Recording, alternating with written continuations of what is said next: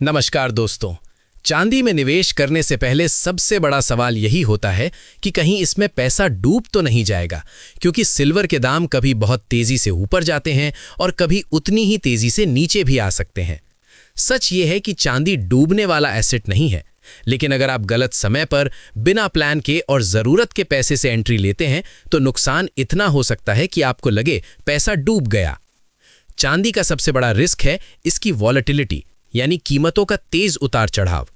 Gold की तुलना में सिल्वर का मार्केट साइज छोटा है, इसलिए थोड़ी सी बड़ी खरीद बिक्री भी दामों को ज्यादा हिला देती है। यही वजह है कि बुल रन में चांदी तभी कभी गोल्ड से तेज भागती है, लेकिन करेक्शन में गिरावट भी ज्यादा तीखी हो सकती है।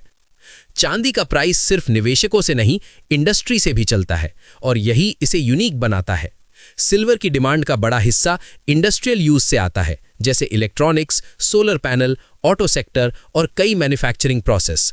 इसका मतलब ये हुआ कि अगर ग्लोबल ग्रोथ धीमी पड़ती है, इंडस्ट्री की मांग घटती है या रिसेशन जैसी स्थिति बनती है, तो चांदी पर दबाव आ सकता है और कीमतें अपेक्षा से ज्यादा गिर सकती हैं। सबसे आम गलती है ऑल इन जाना। कई लोग तेजी देखकर एक साथ बड़ा पैसा डाल देते हैं और फिर जब 10 से 20% की गिरावट आती है तो घबराकर निकल जाते हैं। चांदी में ये गिरावट कई बार बहुत तेजी से आती है, इसलिए अगर आपका टाइम होराइजन छोटा है या आप मानसिक तौर पर उतार चढ़ाव नहीं झेल पाते, तो चांदी आपको गलत फैसले करवाकर नुकसान की तरफ ले जा सकती है। फिजिकल चांदी में छिपी लागतें भी नुकसान बढ़ा सकती हैं। Making charge, GST, storage, locker और खरीद फरोख्त के समय स्प्रेड, इन सब का असर ये करता है कि प्राइस बढ़ भी जाए फिर भी आपकी नेट कमाई उतनी नहीं बनती जितनी आप सोचते हैं। कई बार लोग रेट देखकर खुश होते हैं, लेकिन बेचते वक्त पता चलता है कि ब्रेक इवन तक पहुंचने में ही समय लग रहा है। पेपर या डिजिटल सिल्वर में रिस्क अलग तरह का होता है। ईटीएफ या दूसरे एक्सचेंज ट्रेडेड प्रोडक्ट्स में स्टोरेज और मेकिंग जैसे झंझट कम हो जाते हैं, लेकिन वहां tracking error, expense ratio, liquidity और प्लेटफॉर्म या ब्रोकर से जुड़े ऑपरेशनल रिस्क जैसे फैक्टर आ जाते हैं। यानी रिस्क खत्म नहीं होता, बस उसका रूप बदल जाता है। तो क्या चांदी में पैसा सच में डूब सकता है? स्थायी तौर पर जीरो हो जाना बहुत मुश्किल है, लेकिन गलत एंट्री, शॉर्ट टर्म सोच, ज्यादा एक्सपोजर और जरूरत के पैसे से निवेश करने पर भारी नुकसान जरूर हो सकता है।